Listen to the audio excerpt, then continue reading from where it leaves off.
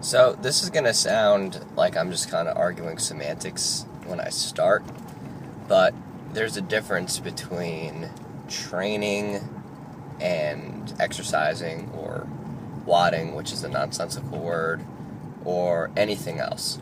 So if you're doing CrossFit for just health, longevity, lose a few extra pounds, social enjoyment, really anything other than being the sport of fitness athlete or trying to be a sport of fitness athlete, then it's fine. It's exercise, it's working out, it's WODing, it's fun.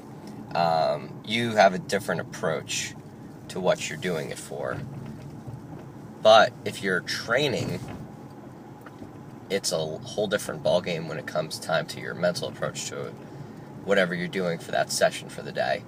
So the first time I really heard somebody kind of become really arguing or, caring what the difference was Mike Bledsoe from Faction. So definitely check out Technique WOD, check out the Daily BS, check out Barbell Shrugged, check out all his things, because I've started hearing this from more and more places and more coaches recently. And really, not that he's the one who came up with it, but he's the first guy I heard it from, the first guy who really got me to change my approach to how I think about my different sessions or different training sessions during the week.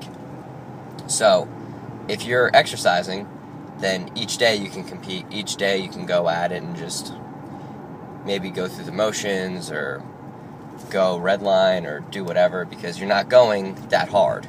And I hate to say it, but a person who does 4 WODs a week, just whatever the class does, is not doing nearly the volume or intensity that a competitive athlete's doing, not nearly the amount of work.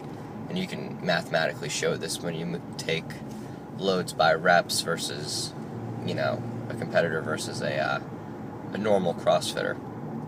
But if you're a competitive athlete, or trying to be a competitive athlete, or aspiring to try to be a competitive athlete like I am, you're going to find yourself in a position where not every session you can redline it. You're going to hit adrenal fatigue, you're going to see diminishing returns. You don't see it in other sports either, and this is something I've heard a lot recently. I didn't come up with any of this, I'm just regurgitating it because it's top of mind for me right now. But when you were playing sports as a kid, if you were on the cross-country team, every day for practice wasn't run 5K as hard as you can. If you were playing football, the coach just didn't throw a ball to the team and have them go at it. That was an example I heard at the Outlaw Camp this weekend. Other examples I've heard have been from really successful competitive CrossFitters that did other sports. Michelle Kinney, for example, was a college track athlete and a softball player. And she always says, it makes sense to not to approach every WOD like you're trying to PR, because you don't do that in real sports. You don't run a 400 as fast as you can every day if you're a 400-meter racer. You don't play a full game of softball if you're a softball player. But what that does mean isn't that you have an excuse to go shitbag because you're doing so much work. It means that there are sessions where instead of just going balls out, you're practicing your pacing. You're practicing what 80% feels like. You're practicing movement efficiency.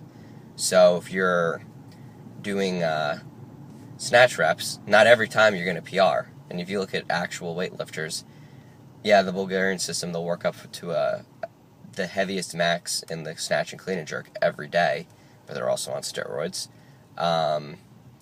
Bulgarian-ish lifters will still work up to heavy maxes per day, but it's more focused on technique. A lot of weightlifters will go and just do percentages. CrossFitters are the same way. You need to work the percentages so you get good at the movement so you can move efficiently. You work it like you would practice shooting free throws or anything like that. So you're going to hit those days if you're doing competition programming where you're going to see the WOD that's on the day, and it's probably going to be something like an EMOM or intervals or something like that. And your goal, if you have to do, say, 5 rounds of Fran, isn't going to be to PR your Fran each consecutive time. It's going to be do it either unbroken or in 3 minutes or whatever reasonable goal is for you, 5 minutes, 7 minutes, whatever. Keeping the thrusters in sets of 3 each round or something like that.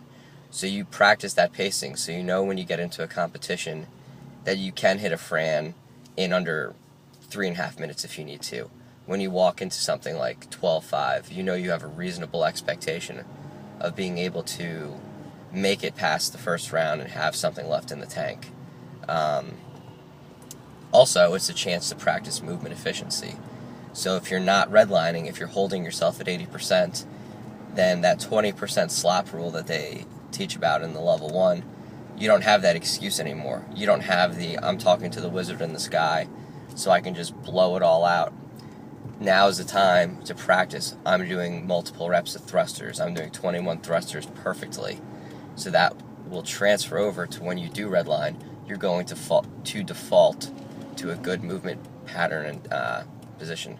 That's why basketball players spend so much time shooting. That's why baseball players spend so much time throwing.